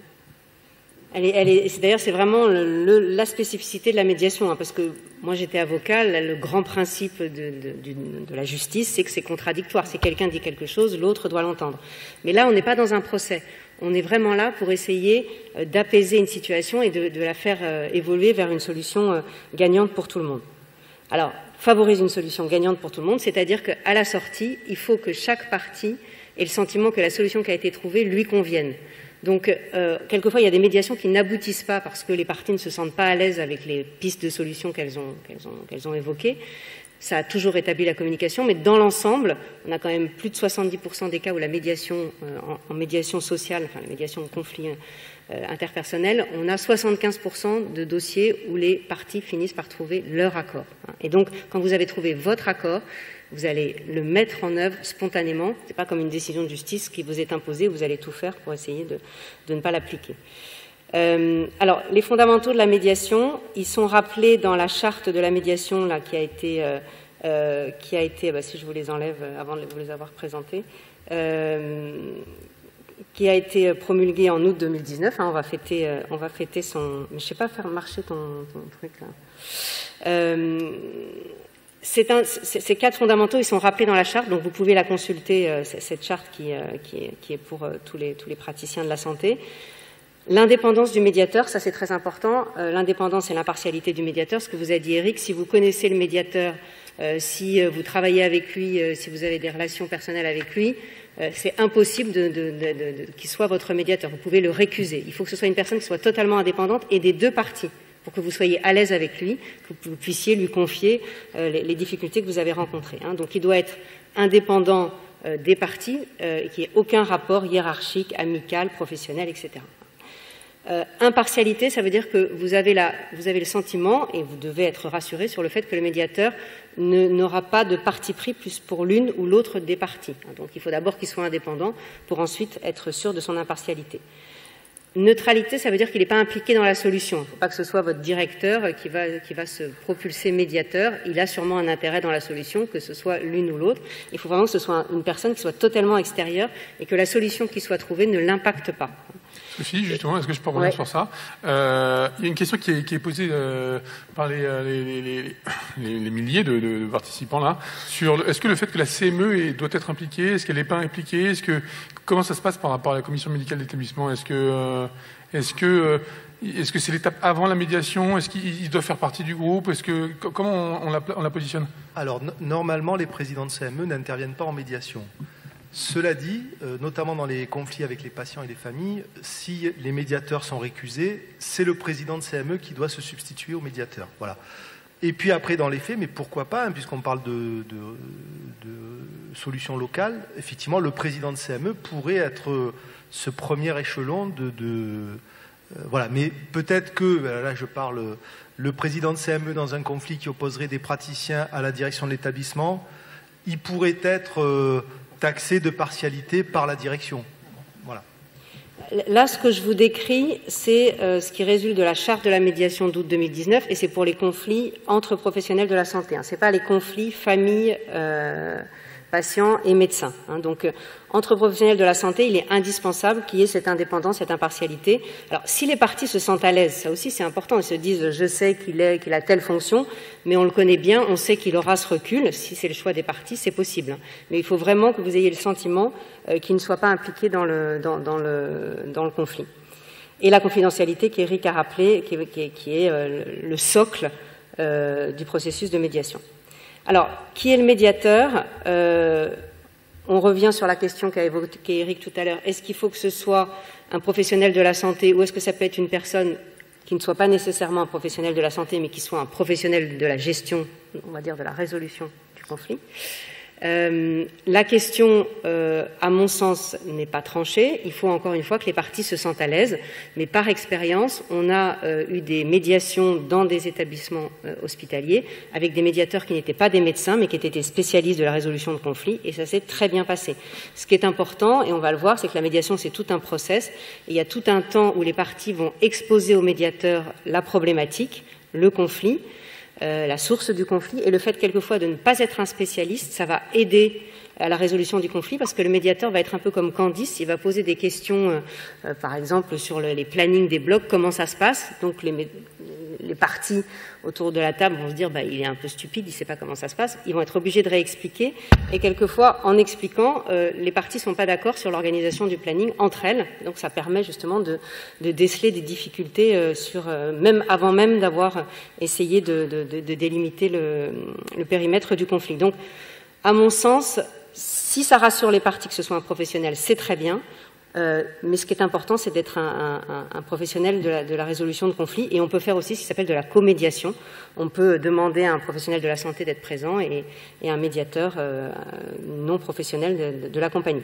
Alors, les qualités personnelles, vous vous en doutez, hein, vous les voyez. Il vaut mieux avoir un goût de l'écoute et avoir beaucoup de patience pour faire de la médiation, parce qu'il faut prendre du temps pour écouter les parties. Il faut se rendre disponible, parce que il y a beaucoup de réunions à organiser. Il faut s'adapter au planning des parties qui sont en conflit et respecter les fondamentaux que je viens d'évoquer. Et une question qui est majeure et qui est rappelée aujourd'hui dans la charte des professionnels de santé, c'est que ce médiateur doit être formé aux techniques de la médiation pour pouvoir accompagner les parties de manière efficace. Parce que la médiation, c'est pas très nouveau, hein, c'est pas quelque chose qui sort du chapeau du médiateur national ou même des pouvoirs publics. Ça existe depuis la nuit des temps. Il y a toujours eu des tiers qui ont accompagné les parties en conflit. Hein. Le roi sous le chêne en Afrique, le chef de village qui va essayer d'apaiser les conflits. Ça existe depuis toujours. Ce que fait la médiation. Excuse-moi Sophie, oui. J'en profite par rapport au profil du médiateur pour répondre à une question qui est posée. Ah, si je la retrouve. Lorsqu'une des personnes du conflit a un trouble psychologique ou psychiatrique, type dépression ou personnalité borderline, on ne parle pas de chirurgien là, on est d'accord? Ah bon, d'accord. Sous réserve que ce diagnostic ne soit pas posé, la médiation a-t-elle malgré tout des solutions? Je dirais simplement que, par contre, le médiateur n'est pas, ni psychologue, ni psychothérapeute, ni psychiatre. On n'est pas formé pour ça. Et la question est intéressante. Hein. Il faut vraiment... On sent que vous avez déjà la réponse un peu rodée quand même. Hein. On sent que ça ne vous est jamais arrivé. Hein. Ben, quand ça arrive, c'est-à-dire que quand le médiateur, notamment en réunion séparée avec une partie, se rend compte que ça dépasse un simple problème de communication dans le cadre d'un conflit ou une problématique qui est possiblement résolvable, il peut arrêter la médiation.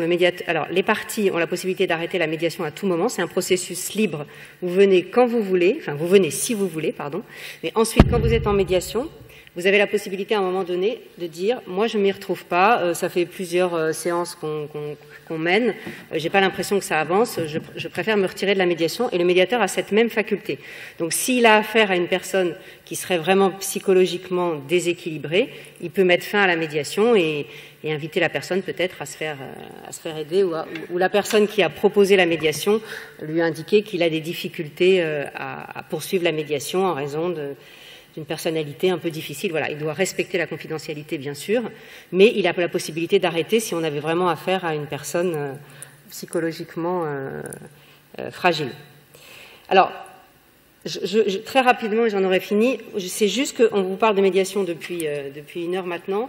Je voulais que vous ayez une vision un peu pragmatique de ce que c'est que ce processus. Donc, c'est un processus, encore une fois, qui existe depuis la nuit des temps, mais qui a été un peu modélisé au début des années 50 par les Américains, qui aiment bien faire ça, à Harvard, et qui ont découpé la résolution des conflits en 5 étapes. Donc, cette médiation, elle suit ce processus, et c'est à ça qu'on va former le médiateur. Il va d'abord introduire le processus, présenter les règles de la médiation.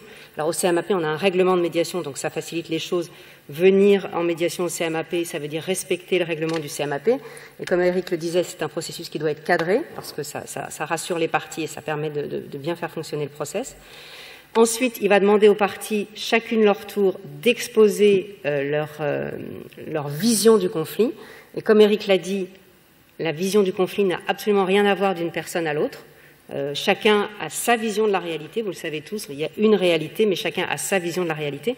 Et donc le fait, en réunion plénière, que chacun expose sa vision du conflit, c'est très intéressant parce que chacun va entendre la position de l'autre avec la présence du tiers. Si vous êtes en frontal et que vous commencez à rappeler votre vision du conflit, vous n'allez pas pouvoir parler très longtemps, vous allez être interrompu par votre interlocuteur qui va vous dire « tu dis n'importe quoi, c'est pas ça, je te rappelle que, etc. » Alors que s'il y a le médiateur, il y a des règles, on doit écouter l'autre. Alors ça peut être un peu pénible, il y en a qui se tortillent un peu sur leur chaise pendant l'exposé des faits, mais la partie va s'adresser au médiateur, pas à la personne avec laquelle elle est en conflit, donc ça va créer une espèce d'espace entre les parties, et le médiateur sera l'interlocuteur à qui on va raconter l'histoire. Ça change tout. La présence du tiers dans une pièce quand les parties sont en conflit, qu'elles n'ont pas réussi à s'entendre, ça change tout.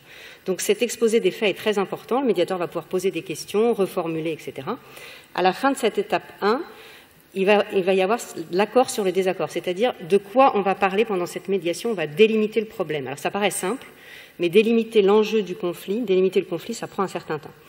Et puis ensuite, le travail de médiateur va être de passer des positions aux intérêts. Ma position, c'est, je sais pas, je veux qu'il y ait un médecin généraliste qui soit désormais recruté par l'hôpital pour faciliter notre travail. Mais en fait, votre intérêt derrière, c'est de pouvoir faire votre métier. Voilà. Donc, le travail du médiateur, ça va être de comprendre quelle est la position d'une partie, mais quel est son intérêt caché, ce vers quoi il aimerait aller. Et ce travail-là, il va le faire, c'est là où les apartés vont être très importants, parce que quand on est en plénière, on va être sur une position je lâcherai rien, voilà, on a des noms d'oiseaux qui peuvent voler, et tant qu'il n'y aura pas un médecin généraliste qui est recruté, je ferai rien, je ferai même à démissionner, c'est insupportable, etc. Et puis si on cherche l'intérêt, on a envie de continuer à travailler, on adore son métier et on aimerait trouver des solutions. Donc ça va être le travail du médiateur d'entendre ce passage des positions et des intérêts. Et puis il y a la phase comment, ça c'est une phase très intéressante, peut-être David, vous pourriez nous donner votre illustration, c'est que le médiateur va essayer de travailler avec les parties sur les premiers points de rencontre. C'est un peu un brainstorming, c'est-à-dire idéalement, la situation idéale pour vous, ce serait quoi? Et chacun peut dire, moi, ce serait ça.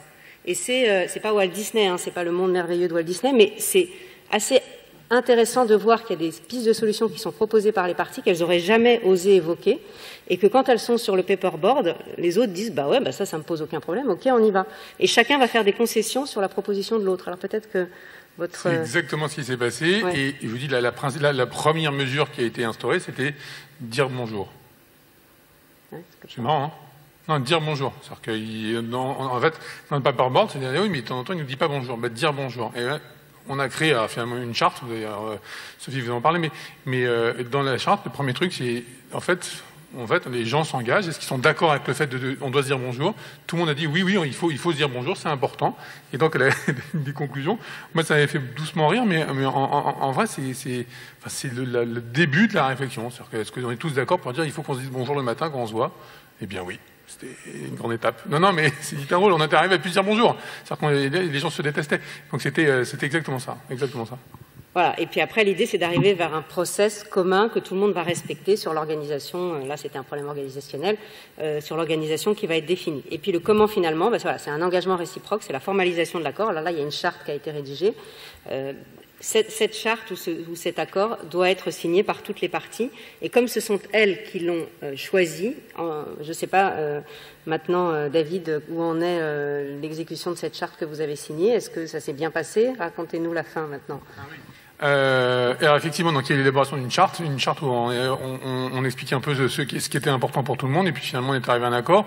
Dans les accords, il y avait typiquement, on dit bonjour, je vous l'ai dit, mais il y a aussi, il ne faut pas que la gastro-entérologie engage un nouveau gastro-entérologue sans prévenir l'équipe de chirurgie, et à l'inverse, il ne faut pas que les chirurgiens engagent un chirurgien digestif sans prévenir la gastro-entérologie. C'est des choses qui sont un petit peu plus fondamentales. Et puis finalement, en listant un peu les items comme ça, on est arrivé à une situation où on a dit qu'en fait, on allait créer un service de gastro-entérologie. C'était globalement leur volonté. Nous, on n'avait rien contre l'idée qu'ils aient leur propre service. Et puis finalement, les choses sont passées comme ça. C'est-à-dire qu'on a officialisé le fait qu'il y allait avoir un service de gastro-entérologie, un service de chirurgie, non plus de pathologie digestive où on avait mis une espèce de fourre-tout. Surtout les chirurgiens opéraient et les gastros ne faisaient pas de leur métier. Et finalement, les choses se sont posées, et aujourd'hui, les relations sont excellentes. On a d'excellents rapports avec les gastro-entérologues. C'est pas nos gastro-entérologues, d'ailleurs, c'est les gastro-entérologues. D'ailleurs, on n'est pas leurs chirurgiens, on est les chirurgiens. Et ça va très bien. Alors, pour être totalement franc, il y a eu cette charte, elle a facilité la discussion, très clairement, mais il y a eu un élément déclencheur, c'est ce que disait Eric dans l'illustration, c'est qu'en fait, il y a le patron qui est parti à la retraite. C'est pour ça que j'ai insisté sur l'âge des personnes, parce qu'en réalité, c'était un truc qui était arrivé depuis des années, probablement un manque de reconnaissance de certains par rapport aux autres, et surtout le fait qu'il y ait le premier, le chef de service de chirurgie est parti à la retraite. Une espèce de sensation un peu de bien-être, un peu comme si vous aviez fait, vous savez, une couture et puis finalement le bilan à J5 il est nickel en fait. Vous êtes content, enfin vous avez votre scanner qui montre qu'il n'y a pas de fuite, vous êtes super content. Et bien finalement les choses se sont apaisées et en fait je suis devenu chef de service et au bout de 6 mois le directeur m'a convoqué pour me dire qu'il me félicitait de ma gestion. Parce que maintenant, il n'y avait plus de problème. C'est-à-dire que les gens s'entendaient très très bien et je lui ai très honnêtement répondu que c'était pas du tout moi, que je n'y étais absolument pour rien, que en réalité c'était la démarche de faire venir un médiateur qui avait réussi à nous faire parler autour de ces sujets, de ces problèmes, que la création du service avait été importante pour eux. Pour nous, ça changeait pas grand-chose, et que le médecin généraliste qu'on a embauché, en fait, il pensait les gastro qu'ils n'étaient absolument pas remplaçables parce qu'ils faisaient un travail au quotidien merveilleux, hein, et c'était vrai. Sauf qu'en réalité, le médecin généraliste, il est venu, il s'est formé, il a fait des DU, et puis finalement, aujourd'hui, c'est lui qui s'occupe des malades au quotidien en salle. Et les gastro-entérologues sont ravis de travailler avec ce médecin généraliste, et ils ont du temps pour eux, pour développer leur activité, et voilà. Et donc, en réalité, j'ai vraiment dit, c'est pas moi du tout, vaut bien, c'est la médiation. Et puis finalement, ce qu'on disait, c'est le fait que le chef soit parti, en fait. Et ça a totalement changé les choses. Et l'ambiance est nettement plus sympa, on fait des staffs en commun. Enfin, on a retrouvé un équilibre qui probablement n'avait jamais existé, puisqu'il y avait probablement des tensions qui étaient un peu cachées, qui étaient non dites. Et finalement, l'histoire finit bien. Enfin, l'histoire finit bien parce que voilà, et on respecte la règle de la charte. Alors, il s'agit plus de dire bonjour parce qu'aujourd'hui, c'est plus du tout une question. Mais quand j'engage un nouveau chirurgien, je les informe en fait. Je vais les voir, je vais voir le patron et je lui dis, écoute, on va engager quelqu'un sur cette thématique-là. Je lui demande pas son avis, je l'informe en fait. D'ailleurs, j'ai pas lui demander son avis. C'est juste que même si on n'est plus un seul service, en fait, on a des intérêts communs, on s'occupe des mêmes malades et que ça a du sens. Merci. Alors, quelques mots sur en pratique comment ça marche. Il suffit de saisir le centre. Alors ça peut être une partie, ça peut être la direction, ça peut être les deux parties ensemble, etc. Et dans la charte de la médiation des professionnels de santé, j'ai compris qu'il y a plusieurs étapes maintenant. Donc il y a la conciliation interne, alors, conciliation-médiation, pour moi, c'est un peu la même chose. Hein, c'est un tiers qui va accompagner les parties pour une solution. Et cette conciliation interne, soit il y a déjà quelqu'un dans l'établissement, il y a des établissements qui ont prévu des conciliateurs internes, soit on peut faire un appel à un médiateur externe, comme le CMAP, et là, on peut saisir le centre. Donc, c'est la première étape. Et ensuite, il y a l'étape avec le médiateur régional dont vous a parlé Eric. Mais avant de saisir le médiateur régional, il faut avoir justifié d'un process de conciliation interne ou d'avoir fait appel à un médiateur externe, un médiateur, une institution de médiation ou un médiateur externe que vous avez identifié. Il faut que tout le monde soit d'accord pour y aller. Ensuite, le médiateur est désigné, c'est très rapide, nous on le désigne en 48 heures. On prépare le cadre, puisque là on a un règlement de médiation, donc on va appliquer le règlement de médiation. Il y a une équipe de juristes qui est à la disposition de toutes les parties et du médiateur pour toute l'organisation. Et puis ensuite, c'est le travail du médiateur de prendre le relais et de mettre en place la médiation. Donc encore une fois, un processus qui est rapide puisque ça met une quinzaine d'heures et puis on va travailler sur la solution. Et vous voyez, je vous disais, il y a à peu près 75% des cas où on trouve une solution et dans les 25% où on n'a pas trouvé une solution, ça a quand même permis aux parties de rediscuter, de recommuniquer, de comprendre la position de l'autre, même si finalement on n'arrive pas à une solution. Mais ces 25% où il n'y a pas de solution qui est trouvée directement, ça reste quand même quelque chose de positif. Les parties nous disent toujours, ça nous a permis de recommuniquer. Donc, j'en ai fini. Juste pour vous dire que vous avez vu les petits logos CMAP Institut 131. Institut 131, c'est notre centre de formation. Donc, on forme des médiateurs de tous les domaines, dont les médiateurs de la santé. Il y a une formation spécifique pour les professionnels de la santé. Voilà, j'en ai terminé. Je crois qu'il y avait des questions. M'a dit Eric, non ? Non, c'est pas... En fait, il y a plein de questions. Il y a plein de questions, d'accord. Des milliers de questions. Ouais, Il y en avait une à laquelle je peux peut-être répondre, je l'ai en tête, c'était le rôle du médecin du travail là-dedans. Je trouve que c'est une question intéressante. Il peut être associé. Hein. Ouais. Oui, ouais. C'est ça, c'est que le médecin du travail, il a un rôle à jouer parce que Et alors moi, j'en vois de plus en plus. Et d'ailleurs, le mois prochain, je suis invité à Marseille à un congrès des médecins du travail pour leur parler un peu comme ce matin de médiation, parce que ils peuvent être de très bons prescripteurs de médiation, puisqu'ils voient passer des gens en souffrance et souvent en lien avec leurs conditions de travail. Alors, ce qui est indiqué dans la charte, c'est s'ils ne sont pas associés directement à la procédure de médiation, les services de prévention et de médecine du travail dans les établissements qui en disposent peuvent être conduits à jouer un rôle dans le processus, prévention, veille, repérage précoce de situations de travail inquiétantes, etc. Le médiateur pourra entendre le médecin du travail au regard de ses compétences. Donc ils sont vraiment impliqués dans le process en amont et pendant. Il y a une autre question que je trouve intéressante. Il y a une personne qui dit qu'elle est chef de pôle et qu'elle constate dans une équipe qu'il y a des conflits de valeurs entre des vieux praticiens et des plus jeunes praticiens, mais quand il essaie de se mêler un peu de la situation, en fait, l'équipe fait bloc et redevient solitaire pour ne pas qu'il y ait un tiers qui se mêle de leurs problèmes. Et donc, il demande est-ce que c'est mon rôle de proposer une médiation ? Oui, la médiation, c'est un moment où on sent que les tentatives de négociation directe n'ont pas abouti et on fait appel à un tiers pour nous aider à trouver une solution. Donc, si cette personne ressent le besoin qu'il y ait un tiers pour les accompagner, oui, bien sûr, elle peut proposer la médiation. Alors, c'est toujours positif de proposer la médiation, c'est un acte d'intelligence. Alors, quelquefois, les parties disent, mais enfin, vous l'avez dit souvent, hein, mais pourquoi ils proposent une médiation, il n'y a pas de conflit. Mais s'il y en a une des parties qui ressent un malaise ou une difficulté de relationnelle, c'est qu'il y a un conflit larvé et que plus on le demande tôt, plus c'est positif puisqu'on va être en prévention du conflit. Donc oui, bien sûr, il peut proposer la médiation. Une hiérarchie peut demander une médiation quand elle voit que deux personnes de son équipe ou d'une autre équipe... Oui. Oui, alors, et là, pardon, le travail du médiateur, il est double. D'abord, notre boulot, c'est aussi de contacter les parties. Souvent, on nous dit, ben voilà, moi, je voudrais faire une médiation, voilà qui j'identifie. Et donc, notre boulot, c'est aussi d'appeler les parties pour leur proposer de venir. Hein. J'ai le cas où on devait organiser une médiation, et puis j'avais une dizaine de personnes, et puis au dernier moment, plus personne ne voulait venir. Je ne comprenais pas pourquoi au départ, et en fait j'ai rapidement compris, la DRH avait envoyé un mail en disant « Vous êtes convoqués à une médiation, aucune absence ne sera tolérée, merci de vous présenter tel jour à telle heure. » Donc là on a repris un autre conflit, en fait, hein. J'ai repris les rênes en disant « Plus de mail, je vais appeler individuellement chaque personne pour leur dire ce que c'est la médiation, qui peuvent ne pas venir, qui peuvent partir quand ils veulent, que c'est confidentiel. » Et là, c'était pour rebondir là-dessus, quand c'est de la médiation prescrite, nous, notre première préoccupation et le premier élément d'alerte, c'est il n'y aura pas de compte-rendu qui sera fait au prescripteur. C'est-à-dire qu'on ne démarche... Enfin, je parle pour moi, mais je pense que le CMAP, c'est ce qu'on fait. Hein.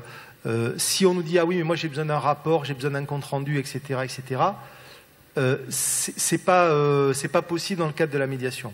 Voilà, donc le premier élément de contractualisation, c'est « Ok, vous êtes le prescripteur, mais vous ne saurez pas ce qui se passe en médiation. Hein ». Voilà. Et moi, j'ai des situations à l'hôpital entre des chefs de service où finalement, il y a des décisions qui étaient prises. Et un des enjeux de la fin de la médiation, c'était comment on habille ça. Je pense à un cas où finalement, moi, je ne peux pas continuer, donc je vais demander ma mutation. Je n'ai pas envie d'en expliquer les raisons. Donc, ok, on va aller tous les deux voir notre direction et on se met d'accord sur ce qu'on va dire communément. Voilà. Mais il n'est pas question que le prescripteur soit informé de ce qui se dit en médiation. Voilà. C'est génial, non ? Et moi, j'ai une toute dernière question. Ça coûte combien ? Il faut voir avec la dame. Alors, il y a des barèmes, mais en général, on travaille sur devis, c'est-à-dire que alors, il y a des barèmes horaires, mais souvent, on travaille sur devis au regard de la situation, du nombre de personnes qui sont impliquées. Est-ce qu'il y en a 2, est-ce qu'il y en a 10 ? Est-ce que là, il y en avait beaucoup dans le dossier que David évoquait. Donc, on définit avec le prescripteur, avec la personne qui demande la médiation. On va poser beaucoup de questions et on va proposer un forfait, un barème, ou un taux horaire, ou un barème en fonction de la situation. Donc, et à la louche, si vous regardez nos statistiques, si vous regardez les statistiques, à la louche en moyenne. Ouais, voilà. Alors, sur les statistiques, vous pouvez les voir sur le site. On les a classés par enjeu financier, mais là, ça marche pas parce que c'est une problématique interpersonnelle. Mais le coût moyen d'une médiation, c'est de l'ordre de 6 000 euros, 6 000 8 000 euros. Voilà. Ah, c'est pas choquant du tout. Voilà. sachant que ça ne concerne pas le dispositif d'août 2019, qui lui est un système institutionnel et qu'il n'y a pas de... Nous sommes payés à la vacation par le ministère, je crois. Voilà, mais vous êtes la deuxième étape. Mais de toute façon, voilà, la première étape, ça peut être ce qu'on disait, l'établissement qui a prévu un système de conciliation interne. Voilà. Mais c'est souvent, enfin, les médiations nous sont demandées à la demande de l'établissement. Donc c'est l'établissement qui prend en charge. C'est rare que ce soit l'aide-soignant qui ait dit, écoutez, j'ai ma carte qui me fait un peu chier, j'aurai une médiation avec elle, quoi. Mais bon, probablement c'est ça qu'il faut définir un cadre assez clair. Merci beaucoup à tous les deux, merci infiniment pour ces présentations hyper riches. Maintenant, on est un peu déçus du nombre de personnes, on ne va pas vous le cacher. Mais bon, la bonne nouvelle, c'est que finalement, il n'y a pas beaucoup de conflits. Mais ceci dit, rapporté au nombre de questions que vous avez posées, à mon avis, il y a beaucoup de conflits. Hein. Non, tu n'es pas d'accord? Non, je pense que c'est un problème réel. Donc, il est probable qu'on continue un peu ces sessions au cours des congrès prochains. Merci beaucoup à vous d'être venus. Merci Sophie, merci Eric, merci infiniment. Merci de nous avoir invités et merci aux courageux d'être venus ce matin. Ça, les autres font la visite.